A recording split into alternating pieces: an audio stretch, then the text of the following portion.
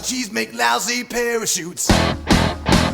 Alright, welcome to Lone Wolfer Garage. As always, I am your host, Lone Wolfer, and today the garage is besieged by a snowstorm, basically whiteout conditions, so obviously no riding.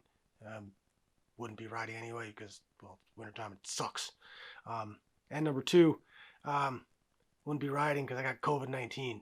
Yeah, my voice is a bit hoarse, got a cough, congestion, had a low-grade fever for a few days, headache, and I've lost my sense of taste and smell, which is very disconcerting and disappointing, especially after eating asparagus and that, that fun little side effect of your pee smelling funny didn't happen, or it probably happened, I just couldn't enjoy it, which sucked. But yeah, back to, what we have at hand here in the garage.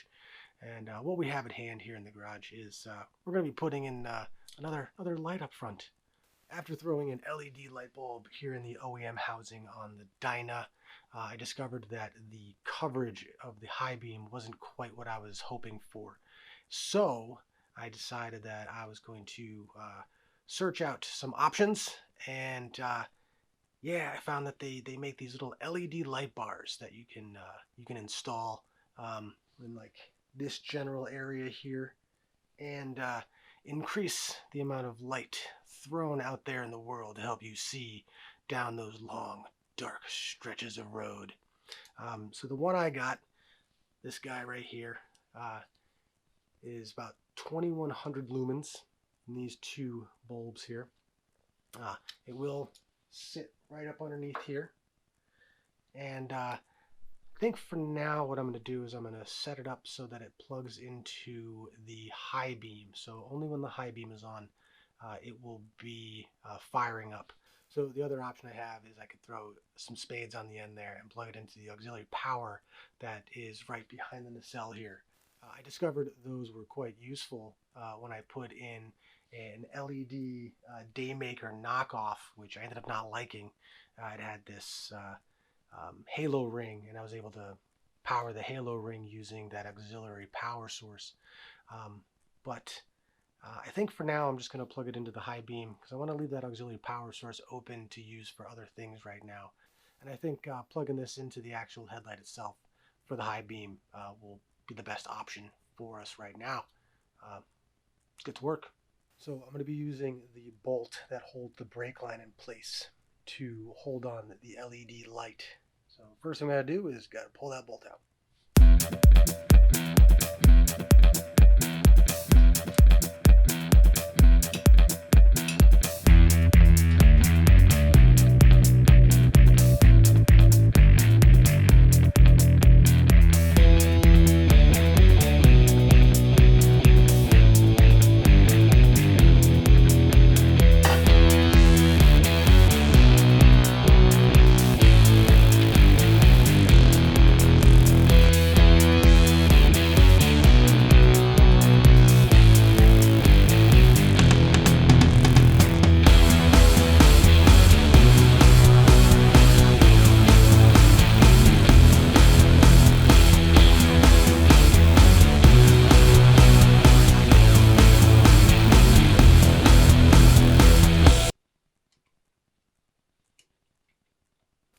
Next, we've got to tighten up the little adjustment screws to make sure that it doesn't flop down like this.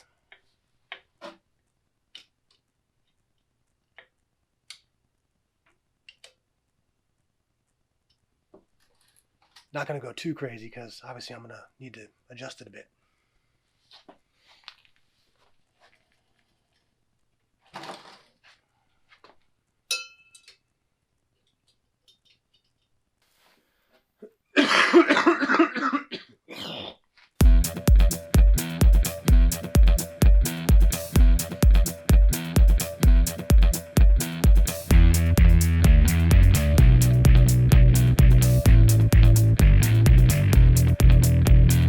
So I've run into a slight issue here. The way it is right now, I am not going to have much wiggle room to actually adjust this for maximum coverage of light. And these particular wires are actually not long enough. So what I think I'm going to do is I'm actually going to make a more solid connector rather than trying to splice things together. And yeah, let's see what I come up with. So I got me some wire, I got me some connectors, and we'll hook this thing up.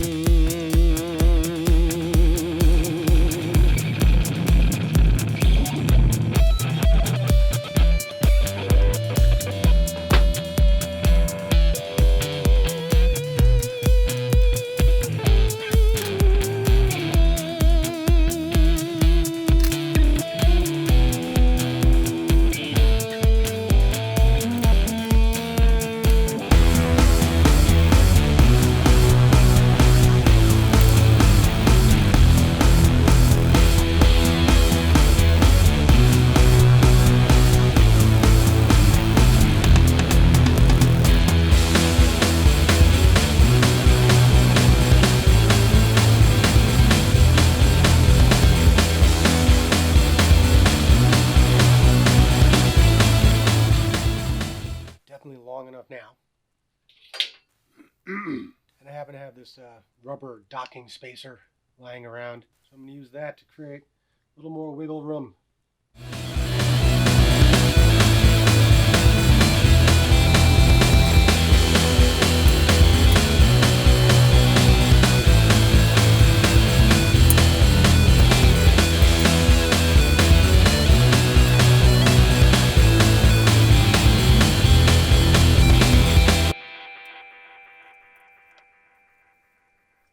Alright, so I pulled the H4 connector out and opened up the housing. So now I can figure out which wires have to be connected to make this LED light work.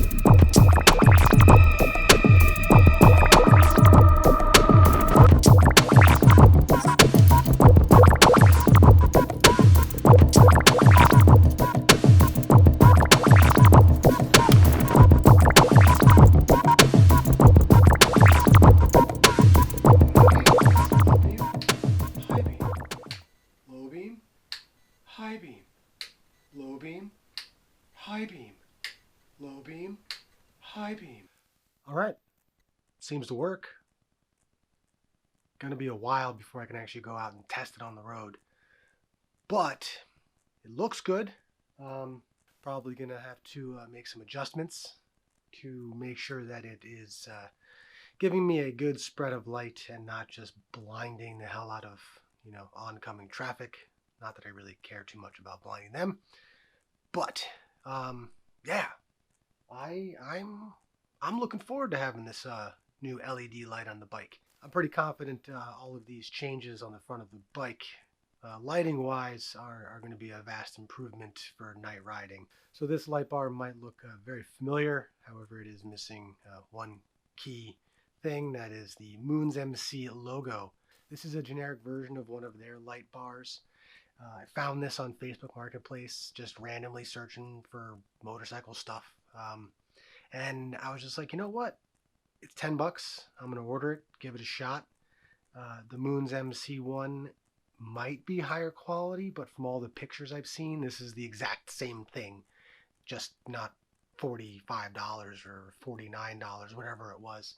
I'm not a, logo whore, so I don't care if it has a logo on it or not. I don't even like having Harley badges on my bike. So this is pretty much the same as one of the MoonsMC light bar. But yeah, only time will tell if it works out or not.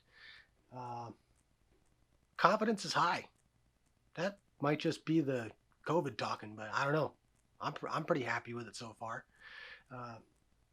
Be nice if the snow would let up, and maybe a little later tonight I can actually pull the bike outside and fire the light across the yard to see just how much coverage it gives.